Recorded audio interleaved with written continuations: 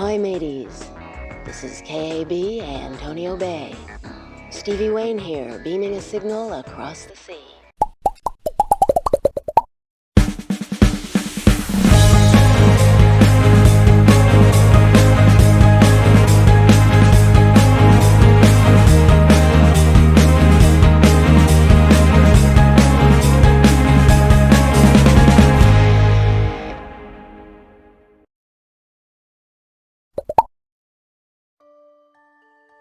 In 1979, filming began on a supernatural horror film that would be released in 1980 by independent filmmakers John Carpenter and Deborah Hill. The story would center around the fictional town of Antonio Bay, which has a dark and troubled past, a past that comes calling in the present. In 1978, Carpenter released his first film, Halloween, co-written with Deborah Hill, which was a surprise box office hit. On the heels of that success, all eyes were on Carpenter to see if he could match or even surpass his fledgling effort. Carpenter and Hill got the idea for the film while on vacation in England at the famed historical site Stonehenge. They saw a very thick layer of fog pulsating in the distance, and Carpenter said, "What do you think is in that fog?" They took to writing the script and focused on the idea of ghosts lurking in the fog, seeking revenge for their deaths. The Fog's theatrical run lasted 152 weeks, and the film grossed $21.3 million versus a budget of only $1.1 million. However, Avco Embassy spent over $3 million on advertising. That included television, radio, and print ads, and even fog machines in the lobbies of select theaters where the film was showing. Fog received mixed reviews from critics. Ernest Leogrand of the New York Daily News gave the film a middling 2 out of 4 star review, praising the performances, but writing that Carpenter obviously is entranced by ghost stories, but he seems willing to sacrifice the story for effect.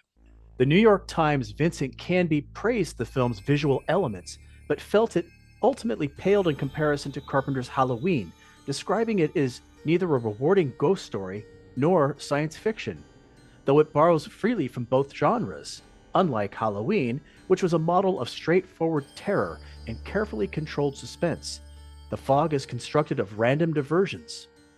There are too many storylines which necessitate so much cross-cutting that no one sequence can ever build to a decent climax. Roger Ebert gave the film 2 out of 4 stars, commenting, "The movie's made with style and energy, but it needs a better villain. This isn't a great movie, but it does show great promise from Carpenter." Similarly, Leonard Maltin rated the film 2.5 out of 4 stars and called it a well-directed but obvious ghost story. Fog, many years after its release, enjoys a sizable cult following and has retroactively become a minor horror classic. John Carpenter has stated that this is not his favorite of his films due to the reshoots and the low production value. In fact, the film that was released does not resemble the original cut. On its initial test screening, the Avco Embassy team did not find the film scary at all. In fact, it was a disaster. "It sucked. It was terrible," Carpenter said. "You can go cry, or you can stand up and be a pro and say, 'Let's go fix this baby. Go get it right. Make it better. Make it scarier. Make it moodier.'" Close your windows, fire up that generator, and answer that knock at the door if you dare. 'Cause we're outside in the fog, and we are coming for you.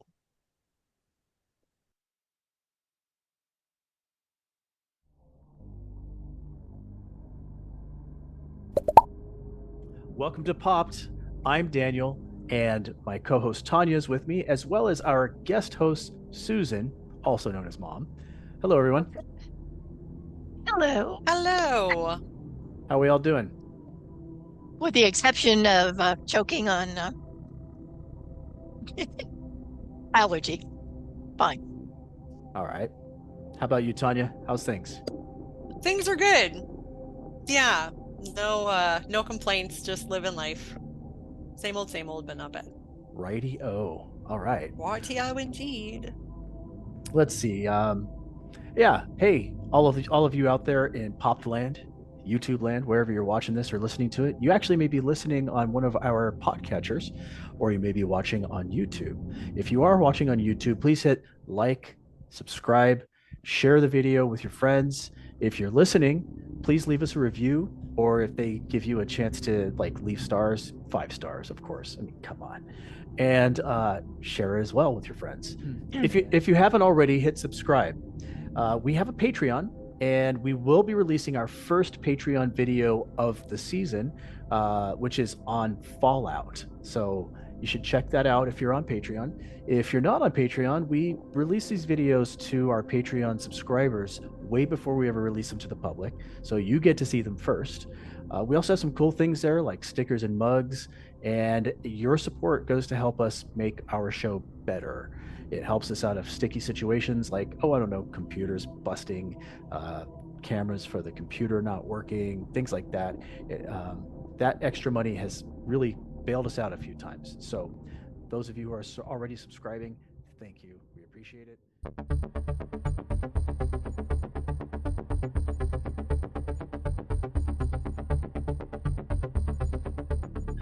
So in the Popped mailbag, we actually got something this week, and we're going to share it. Hey, Tanya, want to give it a read? I would love to. So this is from Barry from Manchester, and Barry writes, I've just caught up on all of your YouTube episodes and have started listening to the audio from the previous seasons. The detail you put into your intros and quality of your content is truly wonderful. Shucks, that's very nice of you. Popped has grown in an immense way from your origins, and you should be proud. I especially enjoyed the Babylon 5 content and interviews with Julie Caitlin Brown and Patricia Tallman. I noticed that you have a video for Patricia Tallman. Will you be editing more of that for YouTube? Do you also have a video for Julie Caitlin Brown? Kind regards, Barry. Awesome. That is a great email. Thank you, Barry.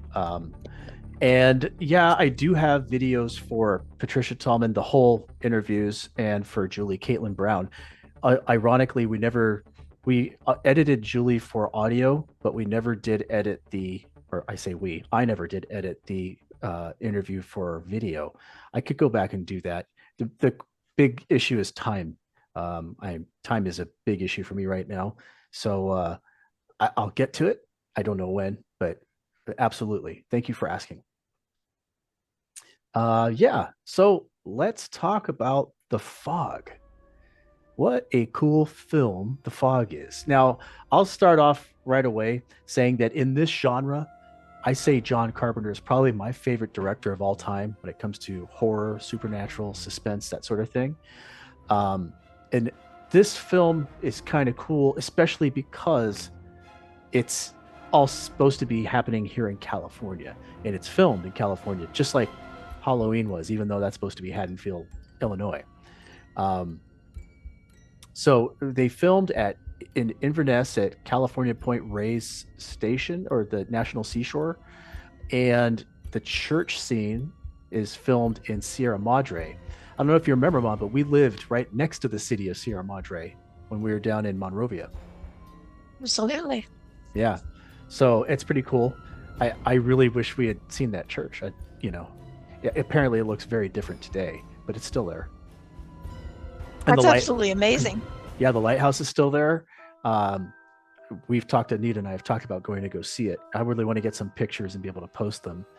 I have another cool sort of tie to this film, and that is this here. Ooh, yeah. So yeah, I got to meet. Oh, why am I disappearing? I don't know. It's the backdrop. Picture. Hold on. Let me drop the backdrop here real quick. It's the fog. The fog is eating Adrienne Barbeau again. All right. So, that's why it's glowing because of the reflection. There you go. Yeah. The reflection does not help. Can I turn this a certain way? There we go. So yeah, signed to me from Adrienne Barbeau. She was super, super cool.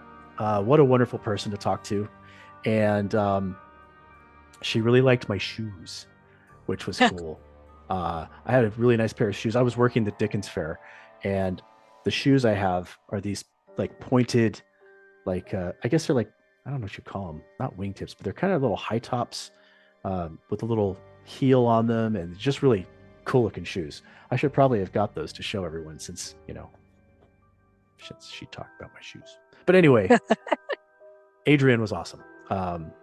I'd love to get her on the show. Wouldn't that be cool? Maybe I think that would be marvelous. Yeah.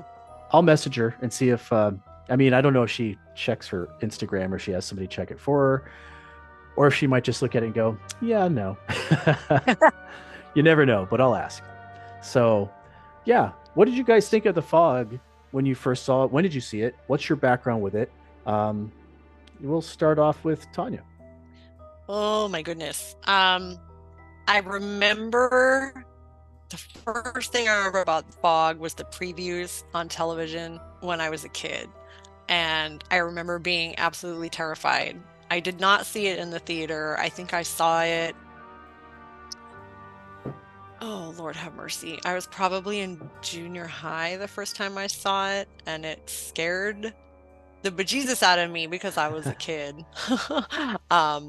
Yeah, not so much now, but it still has like a little special place deep in my heart. Nice. In the fog of my heart. Yeah, I don't find it very scary now. But that's more to do with production value and the fact that nowadays things are so much more realistic looking. But I'll tell you what, they got a lot of the things right. The movement of the fog, which is just incredible. You know how they got it to move around the buildings? So do tell. What they did was they built black models of everything, or they basically created the shapes of the buildings from pictures, and then they filmed a fog machine coming through those black shapes and superimposed it with the buildings. So that fog isn't actually there in the town. It's something they superimposed later. The fog going over the island was superimposed. All of that stuff was. It's really cool. That is cool. Very cool. Yeah, there's a little... Much less use of fog if they use like a scale model. I was wondering that actually when I was watching the movie. I was like, how many fog machines were like afoot there must during have been, the making of this film? There must have been so many. And there's a little making of, which I'll link to our video, and we'll let people have a look at that, because it's really cool. It gives you some really good insight. It's also where I found out about all the reshoots they had to do. So here's an interesting thing. I'm going to pull this up real quick. As we said in the intro, the film that they released was nothing like the original cut of this film. The original cut of this film, you would be shocked at how much of this was not in it. So here's some added scenes that they put in because no one was scared by what they had originally released. The montage of ghostly poltergeists. So when the cars start going, the town starts going crazy, the ringing phones, all of that was added later. The boat scene in the very beginning of the film was added later. Tom's story was added to sort of create that tension. The guy in the morgue that stands up was added later. And Adrienne on the lighthouse at the end was also added later. So pretty basically crazy. The whole movie, all the scary shit. Yeah, they added more ghosts too, and they reshot the ghosts in the church. It's pretty crazy when you think about that. If you take all that stuff out, I can see how nobody would have been scared, because John Carpenter, he's very subtle, and what you don't see usually is scary in his films, but there was no element of scariness just in fog by itself. It reminds me of that movie, like, did you guys ever see The Happening? That Mark Wahlberg piece of crap? That Mark Wahlberg film. I used to call it The Crappening because I wasted money on that film in the theater, and I was laughing. It was so bad. I was sitting in the theater laughing. Sad. That's sad. We're afraid of the wind. The wind is coming for us. I'm sorry, you can't outrun wind. And there's the camera following them on a dolly, right? And it's like an above dolly, like a crane dolly following them, and it's moving along, and you see leaves starting to move, and they're running, looking back. And I'm thinking, this is seriously, who came up with this? This is awful. It was, oh God, it was terrible film. Yeah. Jeez. Yeah. But if you ever want to see just a really terrible film, watch The Happening. Just so you can laugh, because I think it's worth that alone, just to say, oh my God, I watched that film.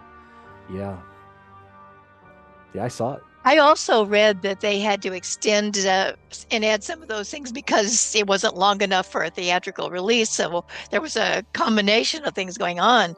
But really, I think inadvertently, that is what made the film so wonderful, because to me, one of the exciting things is the way the tension was built.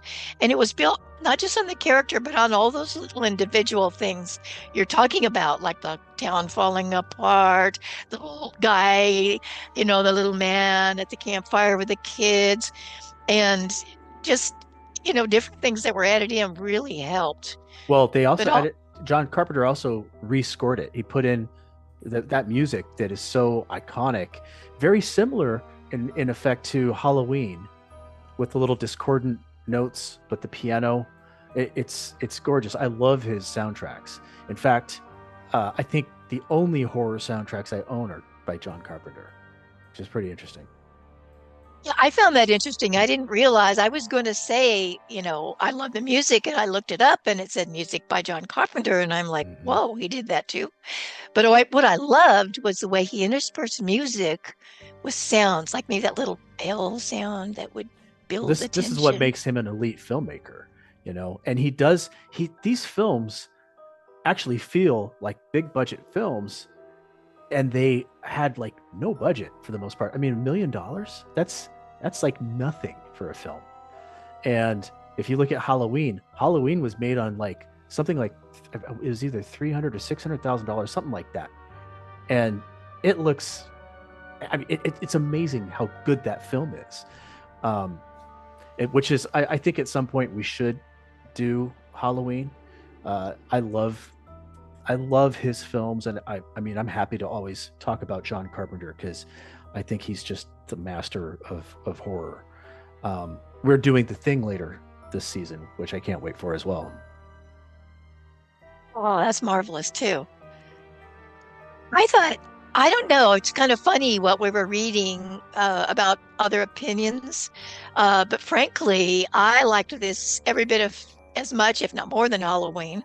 And I did find it, upon rewatching it recently for this podcast, really just as scary in different way, maybe, but because I did kind of know what was happening, but there's still that element of these personalities intermingling with this, these ghosts from the past, and it's really pretty creepy. Yeah, I find this film more creepy than scary.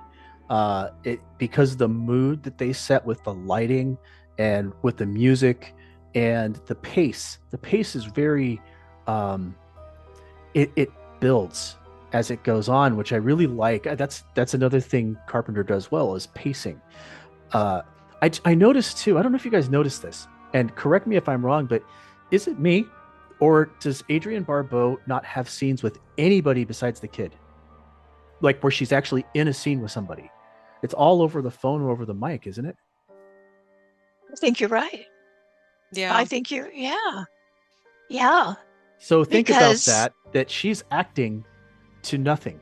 She's acting to somebody over the phone, which means there's probably nobody. Maybe they're reading a line back to her or something, and they're editing that out. But that's pretty incredible that the only physical actor she has to bounce off of was that kid, who I don't feel was helpful in any way. But well, her telephone conversations with the sheriff, and then later with the weatherman, I thought those were brilliant. I thought she did a fabulous job of acting in this. I really did, and rewatching it even more so.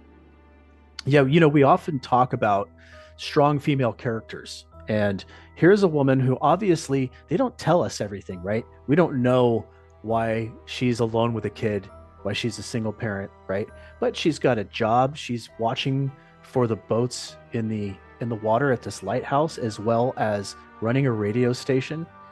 And she's pretty tough, and she's the one who ends up saving everybody as this film goes along. And, people always want to list off strong characters, and they always pick the ones that kick ass.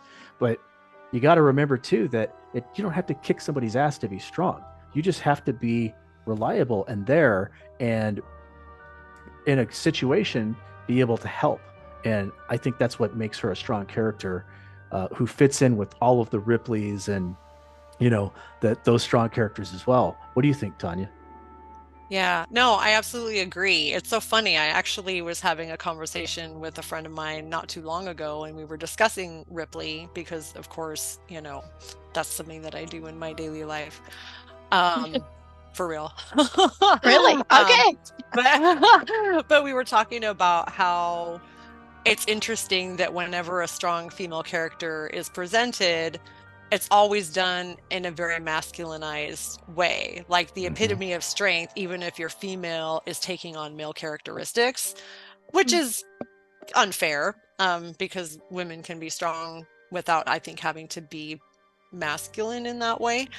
But so I thought that was a very good touch on the part of Carpenter. I also would just like to say too, you guys were talking about the pacing.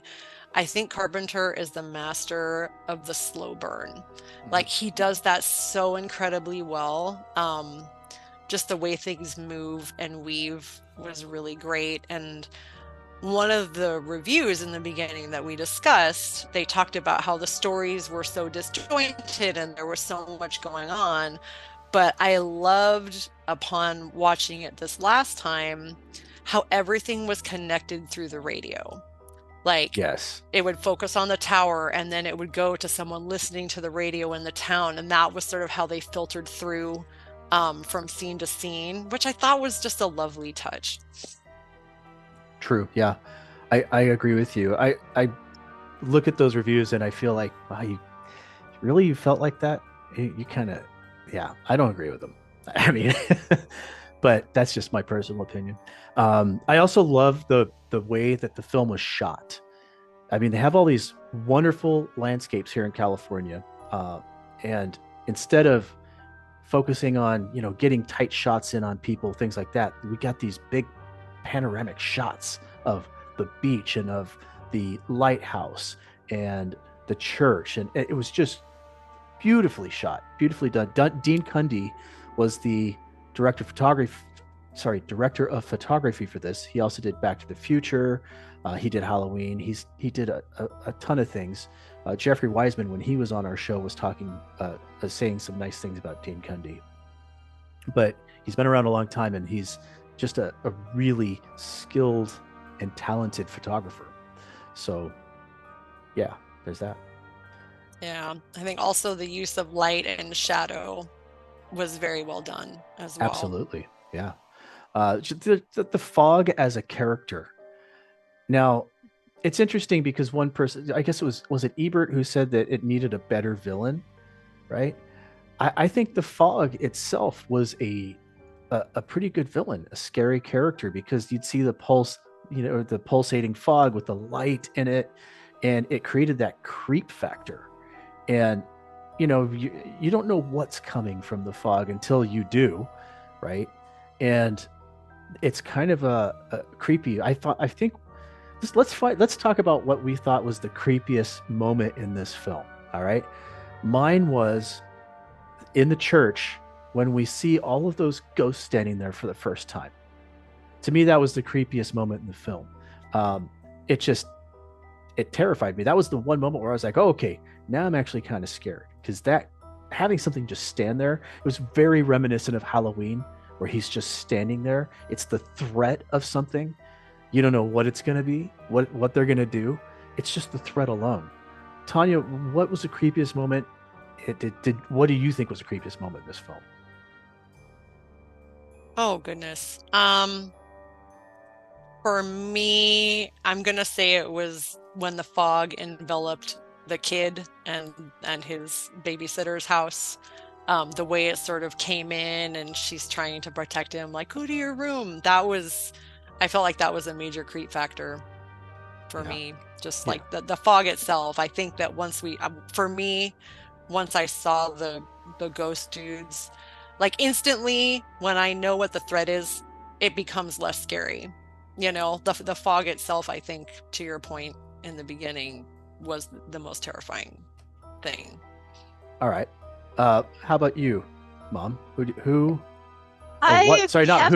moment was creepiest for you? There were a number, but I think I agree with Tanya, but I also, for me, it was when they didn't take all 6 people and then they came back for the priest in that church in the dark. And it was so terrifying. To me, that was because you thought it was over and you thought he'd been, I don't know, reprieved. Mm-hmm. And then all of a sudden the fog is under the door again. And there they are. Yeah. They said they're only going to take 6, but then they came back for the priest.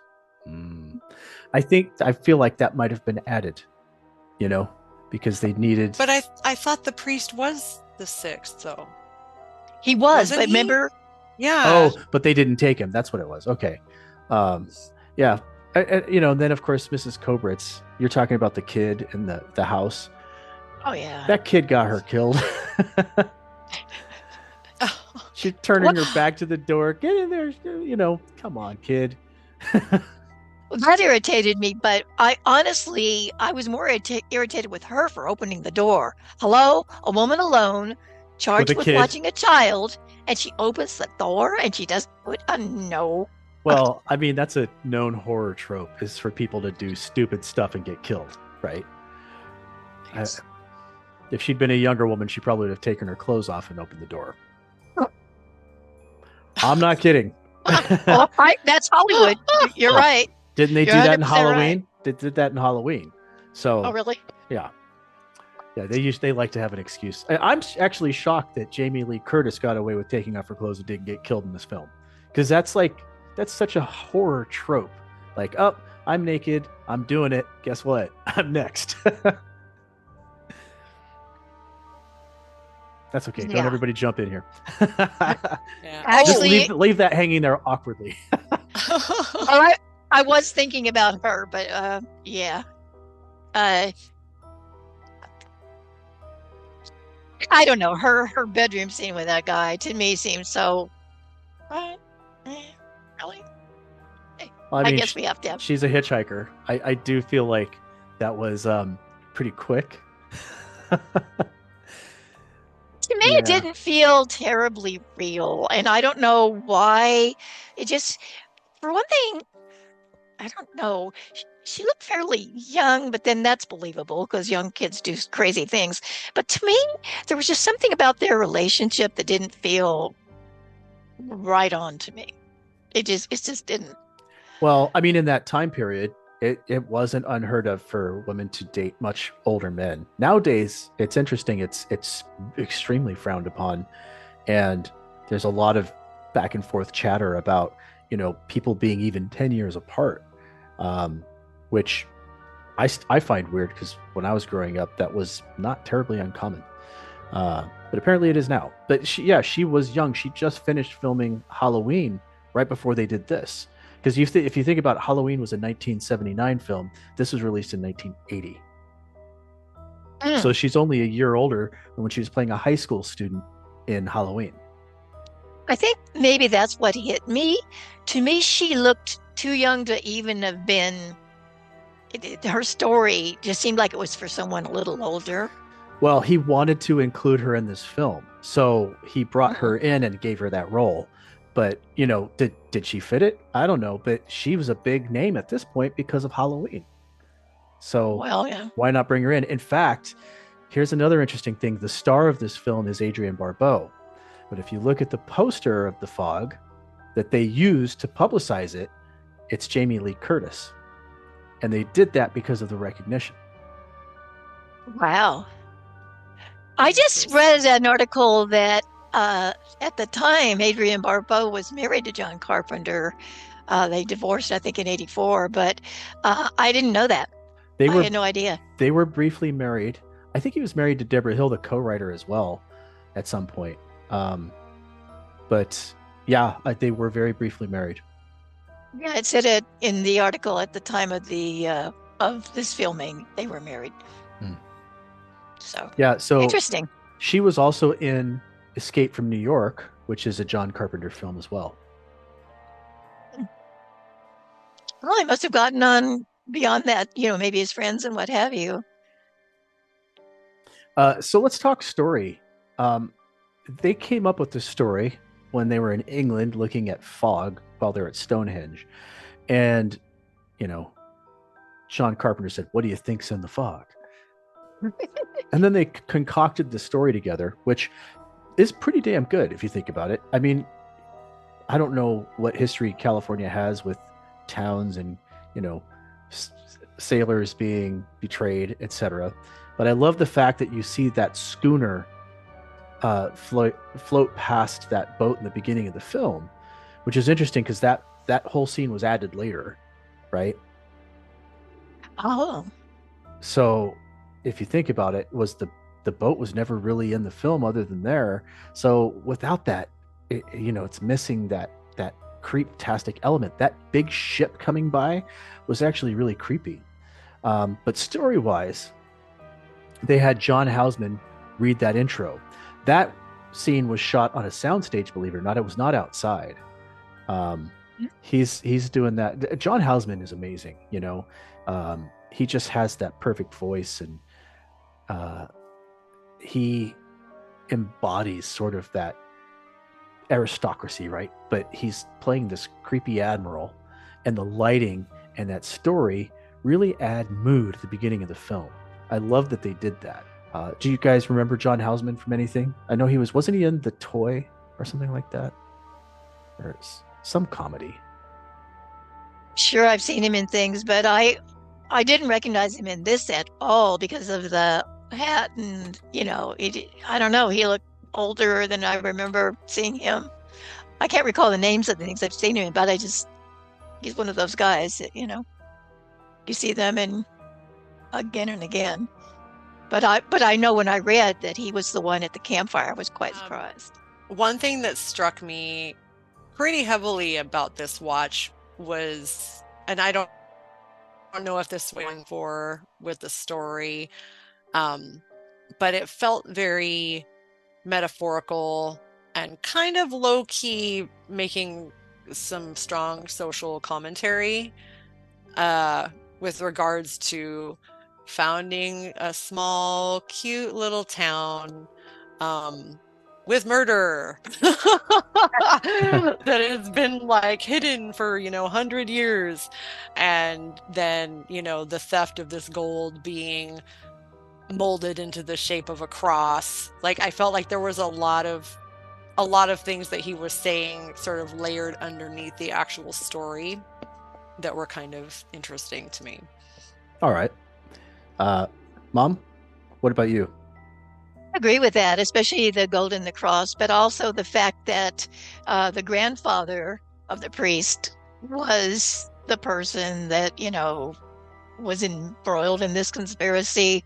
There was something about it that was, to me, it was fascinating because that's the last person you'd expect to be trying to be involved in a murder, mass murder, really. It was an entire ship. Nobody expects the Spanish Inquisition. Well, no. No, but I mean, a small town like that, you're just not thinking maybe necessarily in that line.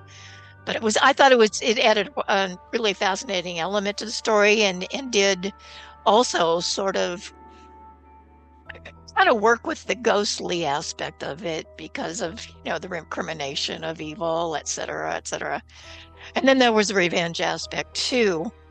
But to me, I think what you said earlier, Daniel, I just love the way it was shot, and the like the scenes of the downtown when it was dark, and the church, and Adrienne Barbeau on top of the um, lighthouse, and there were just a lot of great moments that I just think were very memorable. Adrienne Barbeau's voice was amazing when she was delivering that broadcast on the radio. Very like sexy, like, keeping the listeners listening and providing them with entertainment. Because if you think about it in that time period, you don't have an MP3 player, in your car. You've got the radio. You don't have all the distractions that you have today. Like today, when I drive around and I'm at work, I've got my phone hooked into my stereo, and I listen to podcasts pretty much all day long. I've been listening to a serial killer podcast, which has been pretty cool, and I listen to Haunted AF, which is actually, speaking of which, I wrote Haunted AF, which is Julie and Rebecca, their co-hosts, and they have agreed to come on to our show, which would be really cool because they're both in the entertainment industry. I think they're both in the entertainment industry. I know one of them is. And they'll come on, and I want to get them on for like a top 5. I think that'd be a lot of fun. Well, anyway. That's fabulous. Yeah. I've seen a couple of their episodes, and they are just so fun and likable. Ooh, I'm so excited to meet them. I love listening to their show. Sorry, I totally segued off, but the point of what I was saying was that, so I have all this stuff to listen to while I'm in the vehicle. Back then, you had the radio, and what you could tune in was what you could listen to, which in a place like that, maybe I guess would be 2 or 3 radio stations at that time period. So she was probably one of the bigger forms of entertainment they had, and everybody listened to her.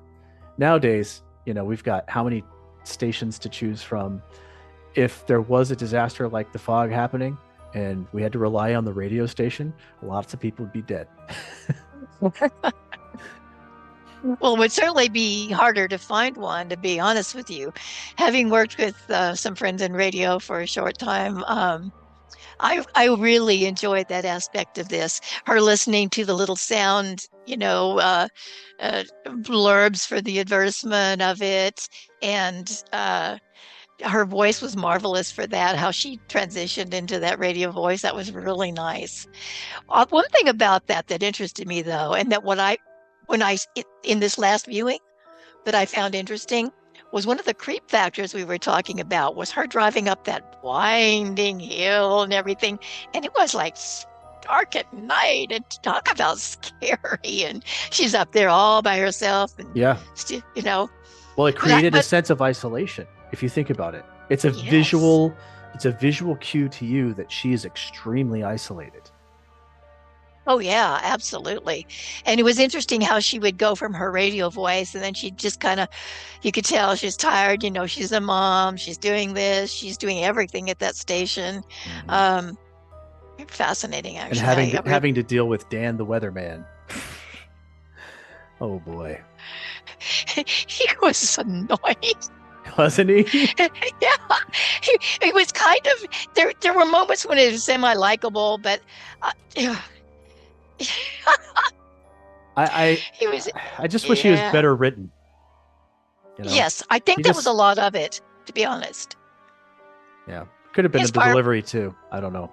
Yeah, it wasn't great, but his part was kind of, I don't know, fractional. I mean, it just didn't really seem.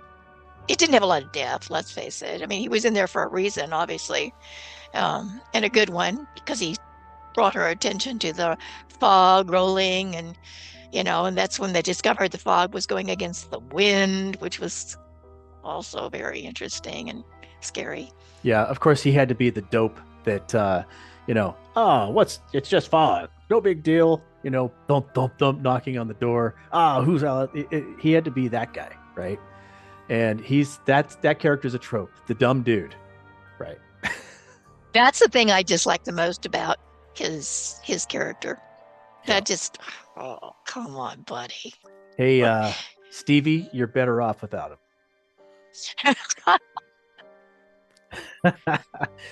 Yeah, harsh, right? Harsh. Anyway, anybody else have anything else they want to talk about before we move into other segments? You think so? No. Mm-mm. Yeah. I guess one more thing is like the priest story. I really like how they built the priest story, and he's an alcoholic, right? Oh, yeah. Oh, sorry. That's from another segment. I'll say that. I'll save it for later. But one of the big jump moments was when that stone falls off the wall. That's pretty cool. That was a really cool little jump scare. And then the radio stays on, and he finds the logbook. I liked that moment a lot. Oh, definitely, especially when it's at Father Malone, and he's Father Malone, and you're like, Yeah. which I'm still trying to figure out, because that's supposed to be his grandfather, and priests don't marry in the Catholic Church, so maybe this is Episcopal Church. But I didn't think they wore those. But I didn't think they wore those. The collars. I think they do, don't they? Aren't they basically just Catholic light? Yeah, I think they are. They are. That's what we used to call them anyway. Diet Catholic? I don't know. Whatever you want to call it. Yeah, was actually a lighter version of the Catholic Church. I grew up in the Catholic Church, so for me, but I can remember that phrase being used as kind of Catholic light.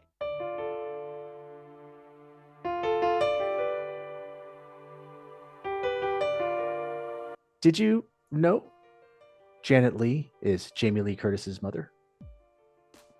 Yes. Oh crap, that's right. Yeah. I forgot about that. Oh, awesome. Yeah, it's the first film that they appeared in together. The second one being Halloween H2O, which was many, many years later. But it's pretty. I love that. And Jamie Lee said that it was really cool to work with her mom on this film, especially since they didn't try to mash them together, and force something. They just happened to be playing parts in the same film. Yeah, it worked really well, I thought. The other thing is, did you catch that? In the beginning of the film, there is a handyman working for the priest. Remember, he wants to get paid, and the priest is like, come back tomorrow. And, that handyman was John Carpenter. Really? He had a cameo in his own film. Oh, for heaven's sake. Yeah. Wow. So there you go. Do either of you guys have a catch? Did you catch that, Tanya? I do not have a did you catch that? I am sad to say. I don't have a did you catch that, but I did read something really interesting, and I don't know, hopefully you don't have this for later and I'm blowing it, but one of the cool things is that their makeup artist, Rob Bottin, was actually the one who played Captain Blake. And I did not know that. He did. He asked Carpenter if he could play the part, and Carpenter looks at him and he says, "Stand up."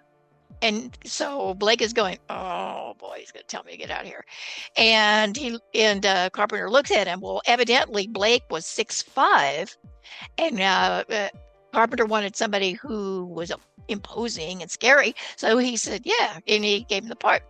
So yeah. Excellent. The makeup artist is Blake. Wow. No, that's great. And I love stuff like that. We'd put a bunch of trivia into these episodes, but because they've all been running long, I've sort of skipped doing the trivia. Maybe I should get back on top of that. Huh? Maybe. Yeah. One more thing to do, right? Well, it's nice to throw it in here and there, but doesn't have to be a religion. Could have done without that. Does anybody have a could have done without that? I have one. And mine is really just, it's one sentence. It's one name, actually. Dan the Weatherman. Could have done without that. Or at least, put a character in that's more interesting, isn't as dumb, that you actually care if they die. It's like, he's going to die, and I don't really care. He's kind of stupid. Oh, he died. Oh, no. Yeah. Tanya, did you have a could have done without that? I do have a could have done without that. I get, like you said, horror movie trope. However, it's a foggy night. Imposing knocking at your door, loud and ominous knocks as far as knocks go. And you don't even ask, who's there? Who is it? It's just instantly open the door into the dense fog of night and look around, walk outside. I'm not even going to just peek out the door. I'm going to open the door all the way and walk my butt out 5 feet from the safety of my home. Like, why? It's a horror movie, I understand, but let's not. It was really irritating. I guess the ghosts were bound to the rules of they could only appear while standing in the fog, right? So they could only affect things that were the fog touches. Because my first thought when I was doing this was like, we're watching this, I'm sorry, it was, well, they're ghosts. Why don't they just pop into the house? Oh, because the fog actually has to go in. So that makes sense. But if the ghosts aren't going to pop into the house, how do you get the people in jeopardy? Well, they've got to walk out the door, or at least open the door enough to where they can reach through the fog and grab them. So, yeah, I can see why you could have done without that, but I don't see how else they do it. Yeah, it was just irritating nonetheless. Yeah. I don't know. Mom, how about you? Did you could have done without that? I kind of thought that Sandy's kind of sarcastic attitude with Kathy Williams, Janet Leigh, was overdone. It got a little old after a while. However, Janet Leigh had one line that I thought was great, because when she answered Sandy for this constant barrage of negativity, Sandy had said, "Yes, ma'am." And Janet Leigh said, "Sandy, you're the only person who can make yes, ma'am sound like screw you." So I kind of liked that. But I did think Sandy was a bit too often that way. I'm going to have to agree with you on that the character was pretty much unnecessary. She was a filler character at best. And that's another person. So here's a, did you catch that? Probably could have put this in earlier. She was also in Halloween. Oh, really? Mm-hmm. Oh, okay. Acting was just as good in that film too. She's not terrible. It's just that it felt like she was just reading lines when she was talking. It's just this very quick delivery. Oh yeah, so then I told him, and I was down there doing the thing, and blah blah blah blah blah blah blah. It's supposed to be conversational, but it sounds like I'm just reading it off the page. So, yeah, she's not terrible though. She's obviously not the worst, or is she? We'll find out when we get to the Pop Academy.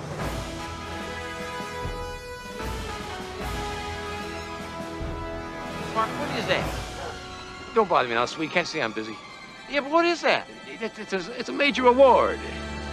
A major award? Let's do the Pop Academy, huh? Let's give away some awards. How do you guys feel about awards? Like awards. Awards are great. All right. Well, the Academy of Popped, we have 2 nominees for Best Performance. Only 2, but we have 2. The first is Hal Holbrook as Father Patrick Malone, and Adrienne Barbeau as Stevie Wayne. And the award goes to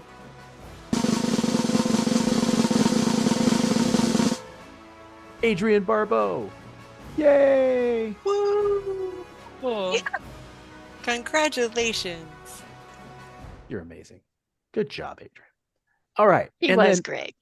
We're going to go on to our Worst Performance Award. This one's always fun, right? So we had 3 nominees for this. Our first nominee is Charles Cyphers for Dan the Weatherman. Surprise, surprise. Nancy Loomis for Sandy Fidel. And Ty Mitchell, who played the kid, Andy Wayne. The kid who gets his grandma killed? The kid who brings the plank into the house and gives it to his mom. The kid who... Yeah. So anyway, the winner of the worst performance is...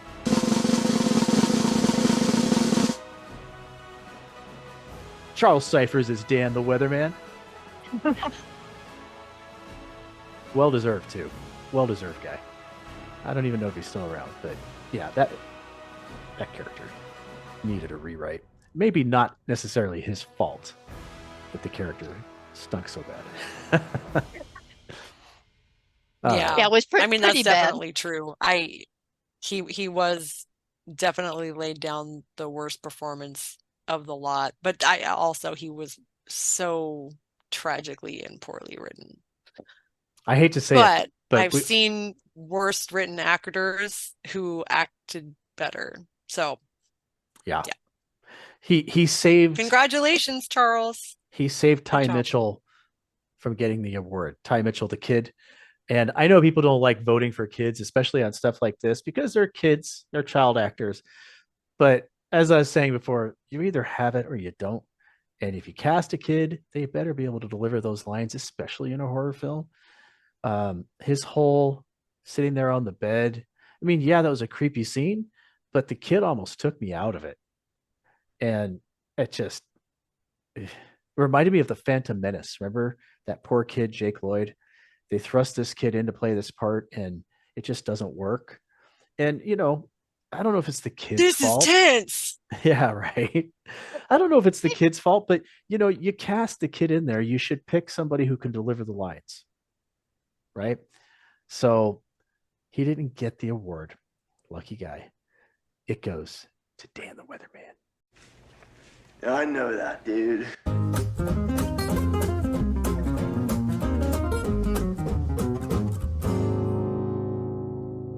Janet Leigh. I know Janet Leigh from, surprise, surprise, Psycho. Right? I mean, if you don't know her from Psycho, you probably don't watch too many movies. You definitely don't watch classic movies. She's been in lots of things. She's also, as we stated before, Jamie Lee Curtis's mother. She was once married to Tony Curtis, who is Jamie Lee Curtis's father. So Jamie Lee Curtis has a true bloodline that is showbiz. Tanya, where do you know Janet Leigh from? Psycho. That's really it, honestly. I am sad to say. I see. All right. Mom, do you remember Janet Leigh? I do, and specifically from Psycho. I'm sure I saw her in a few other things, but that's one that sticks in my mind. Nothing else? So terrifying. Not off the top of my head, no. I know I've saw her in numerous things, but for some reason, that's the only thing that comes right to the forefront. Well, she was born in 1927 on July 6th, and she died on October 3rd, 2004. She died of vascularitis, something like that. Vasculitis, which sounds painful as hell. Yeah. Let's see here. Let me look back at this real quick. Oh, she was born in Merced, California, and grew up in Stockton, which is interesting. Oh. Yeah. Her birth name was Jeanette Helen Morrison. So Janet Leigh's a stage name. Pretty cool. Oh, really? Yeah. There is a memorial to her in Stockton, which is awesome. And I think, if I remember correct, they have like a little square in the town that's named after her, or a street or something. She started a career in the 40s, and she was found, I guess her career was founded by Norma Sheeran, who was an actress.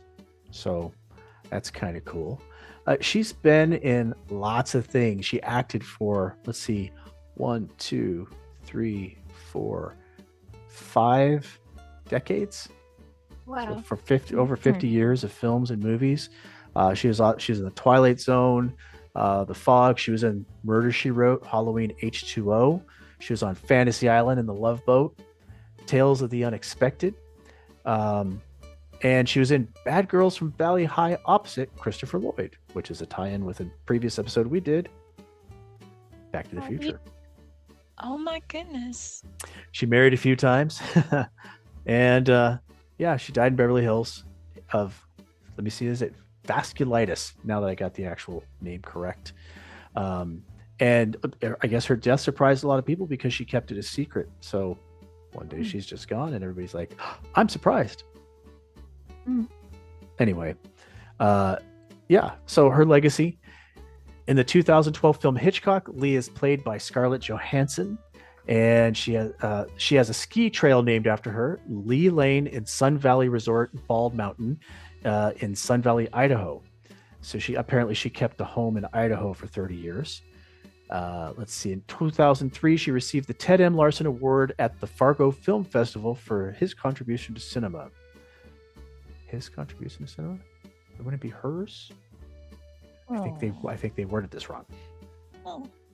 Leigh was awarded an honorary Doctor of Fine Arts degree at the University of the Pacific in Stockton, California on May 14, 2004, where she attended college.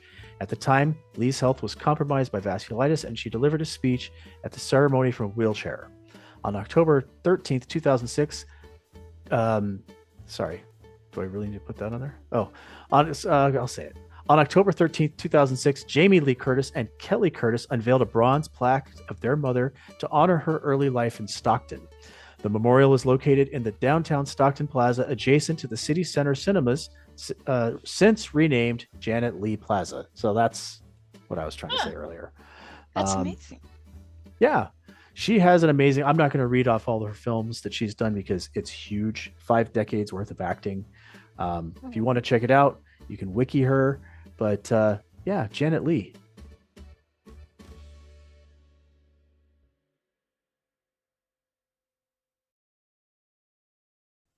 So we have one thing left to do, guys. Do you know what that is? Poppin'. We're gonna be popping. Yeah. Woo, woo, woo. Doing the pop dance, disco dance. Yeah, poppin', poppin'. Yay. Yeah. Oh my gosh. Mom, are you not dancing? There you go. I think you're doing like a Grease thing, Daniel. That feels very like wop bop a bop a wop bam boom. It was a very disco thing too. I don't know, what do they call that though? Oh, I don't. Who knows? Yeah. Anyway, yeah. If you don't hear the disco music, Mom, you got to turn your volume up. I see. No, I edited in later. Okay. Didn't get you there. So, yeah. Mom, you're our guest here today. How many pops would you give the film The Fog? Oh man, I will give The Fog 5 pops. I loved it. I loved it when I first saw it. I love it now. And I had to fight with myself over the best actor because I love Hal Holbrook. I love Adrian Barbeau. I thought it was a really good film. Well, you sure did. 5 pops. Zowie. Tanya, what do you give The Fog? Yes. So I am giving The Fog 3 pops, but it is a loving 3 pops, not a hating 3 pops. In terms of Carpenter's work, I feel like this was probably for me one of his least successful films. However, you haven't seen Ghosts of Mars. However, you can see his directorial style. He's got this savvy. He has really this unique vision and way of filming that is sort of woven and such an important part of cinematic history, particularly for the horror genre. And you can see a lot of his sort of like early imprints and footprints and figuring things out, and his influence and what it would eventually become. So there was a lot I liked about the movie, and also a lot that I felt could have been done better. But I would still watch it, and I probably will still watch it again and again. Yeah. But 3 loving pops. 3 loving pops. Sounds good. I would love to give this film 5 pops. Absolutely would love to give it 5 pops. I can't though. And the reason is that it's just missing some things. There are some performances that are weird. There are characters that don't need to be in it. And it doesn't hurt the film, but it doesn't help the film either. And it makes it a not perfect outing for John Carpenter. He learned a lot by doing this film, and he fixed a lot of the mistakes. This film could have been a lot worse. They fixed a lot of the things that didn't work. I think that's great, but it's just not quite up to par with a lot of the stuff he's done. Like, if you compare this with Halloween and The Thing, this is not a good film. But if you compare it with like Ghosts of Mars and some of the other stuff that he's put out that wasn't quite as successful, it's kind of middle of the pack. But I have to say that I love the film. I will watch it over and over because it is a classic. And the things they got right, they got really right. You know, the music, the creepiness, the cinematography, the filming, the story itself is cool. The John Houseman intro. There's so many things that work in this film. I do find the pirates a little cheesy, you know, with the red eyes and stuff, you know, the weird creepy hands and all that. It's dated in that regard, but it's still a great film. I love this film, and Adrienne Barbeau makes this film work. Without Adrienne Barbeau, I don't know that this film is worth 2 pops, but I'm giving it 3.5 because I love it. I will watch it again, but it's far from a perfect film. And that's all I have to say about that. Yeah. So The Fog, guys, I enjoy it. Gonna watch it again. Yeah, watch it. If you haven't seen it, watch it. Why do people watch stuff like this if they haven't seen the film? I don't know. I've been thinking about The Expanse when we have to do that, because that we're doing a 6-season show, The Expanse. We have to figure out how to present that to people, because you got to realize a lot of people who are going to watch that maybe have not seen The Expanse. So I'm thinking, do we do it without spoilers? How do we do that? We have guests Rachel and Ryan coming on for that, and they have a show where they literally do an episodic breakdown, which, you know, that takes some serious commitment. I don't think we'll ever do anything that committed. We'd be committed. Anyway. When did The Expanse, when was it made? During the pandemic. So it's 6 seasons. Not that long ago. Yeah, did it start before the pandemic? And then I think 2018, something like that. And then it went for 6 seasons. Yeah. Maybe it was earlier than that, but maybe 2017. I'd have to look it up, and, you know, we can figure it out. I can even put it up here, you know, beauty of editing. Yeah, I don't really have much else. Tanya, do you want to let them know where they can find us? Absolutely. So you can find information about our episodes and little fun blurbs about us at poppodcast.com. Also, we love to hear from you guys. So if you want to email Daniel, it's daniel@poppodcast.com, or you can email me, little me, at tanya@poppodcast.com. We are also on all the socials. We are still, you know, we're Gen Xers, and we're sort of navigating our way around what that's supposed to look like. So please be gentle with us. But you can find us on Instagram, Facebook, X, Blue Sky, right? And TikTok. We are just starting to dabble in TikTok. Yeah, and we'd love to hear from you. So if you want to make a comment about this video, we would love to hear what you have to say. Shoot us an email, all that fun stuff. What the hell was that about? I just opened TikTok. And I was going to say, hey, let's do a TikTok right now. Oh my God. That's so funny. It's an ad for shaving your balls and ass.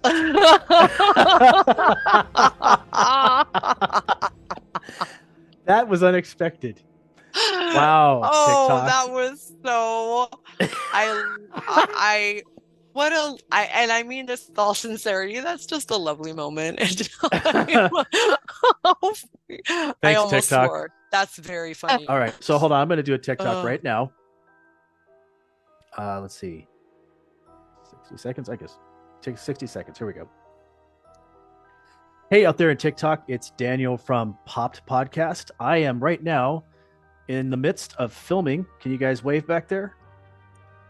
There you go. That's Tanya and Susan, who's my mom, and we are filming the episode on The Fog, starring the lovely Adrienne Barbeau, who I have a wonderful autograph from here because I got to meet her at FanFest, and she was awesome.